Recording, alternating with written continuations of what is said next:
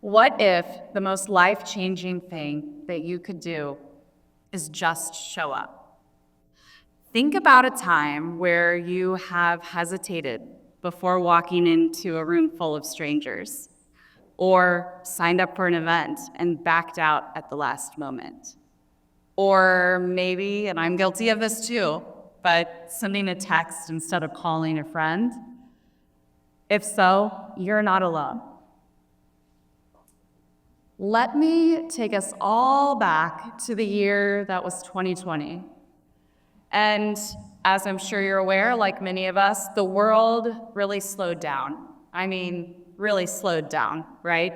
And if you were in school, if you're still in school, I'm sure you were graduating high school or you were in your first years of college. And that made things a little awkward and a little different.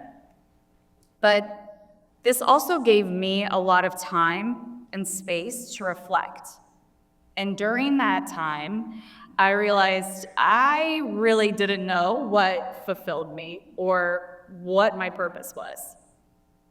So at the time, I was living in Colorado, and I started paying attention to the things and the activities that really made me who I am, moments that made me happy. And it was really just being outside, being in the fresh air with friends, no agenda, moments where I didn't have to prove, overthink, or perform. Moments that really made me feel like I was me. During the pandemic, it also brought me back to Cincinnati, where I had spent the majority of my 20s and was a very familiar place. I was excited to come back. I had lots of friends here. Some are here today. And yet, at the same time, I was also hit with the fact that a lot of friends had moved away. Some of all had been gone. They'd gotten married. They'd moved on. And our lives weren't aligned anymore.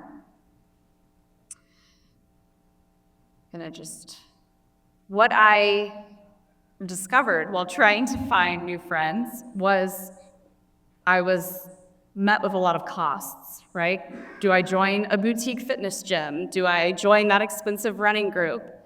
Everything, and thanks to ChatGPT for some examples, but was met with kind of this complicated way of finding the right group and where I fit it. Because what I noticed is that when we avoid showing up and we don't put ourselves out of our comfort zone, we reiterate the belief that we can't, and we end up stuck. Consider this, and these stats will not surprise you, but the average person spends about 2.5 hours a day scrolling and messaging and engaging with other people on social media. Some of us, probably more. We're working more remotely than ever. We're at home doing a lot of things and on video calls. We are celebrating birthdays and comments, and we are catching up with friends through DMs and memes. And dinner, that comes to us with just one click.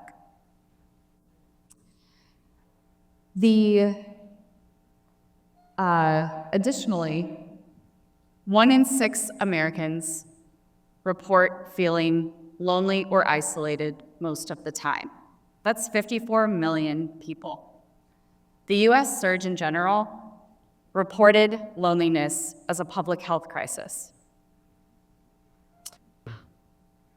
So are we overcomplicating connection? Are we making it difficult on ourselves to create community, real in-person community? Because here's the truth of what I have found. Showing up, really showing up, is the most important thing that you can do to have a thriving and strong community. Think about it. Every lifelong bond you have, every deep friendship, every movement has started because someone said, you know what, I'm gonna show up. So, additionally, in the pandemic time, probably 2021, I was journaling a lot. And one of my daily journal prompts was around finding my purpose. So I wrote out those simple things of what I liked. Things like enjoying the outdoors or walking. And my dog, which I will now show you a picture of. Her name's Finley. But with these things, the next part of the challenge was, okay, these are the things that you enjoy. How do you now make them social? How can I find people that enjoy these things as well in an organic way, in an easy way? And I couldn't. So I decided to challenge myself. There's Finley again. And I reached out to a few friends and I said, hey, is this a crazy idea if I just ask people to go on a walk with me? And they gave me a thumbs up. Thanks, Allie. Posted on Instagram for people to meet a stranger in a park. No registration, no cost, just show up. And something incredible happened. 12 people and 3 dogs showed up. We have now shared the sidewalk with over 6,000 women, covering over 400,000 steps through Cincinnati's parks and neighborhoods. And these are women who have recently moved to the city, have gone through life transitions. So when I was putting together what I was going to say today, I wanted to include them in this. I reached out and asked, how has showing up in your life, whether through Cincy Girls Who or at our events, changed and impacted your lives? I have found book clubs have grown. We have thousands of women in book clubs. We have women that have started their own communities and their own groups and their own businesses and had that confidence. More often than not, a lot of those responses were around mental health. Women who were experiencing anxiety, or their therapist even recommended them to get out and meet new people. We've given them that space with no cost, and plenty of people that have shown up, as you can see. Our first walk was 200 people in that lower image. So I have a challenge for you all today. Before we head into intermission, I want you to stand up and resist the urge to pick that phone up out of your purse or your pocket. We all in this room have something in common already. We showed up today.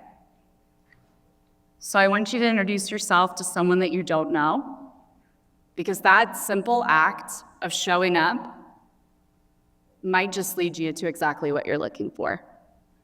Thank you.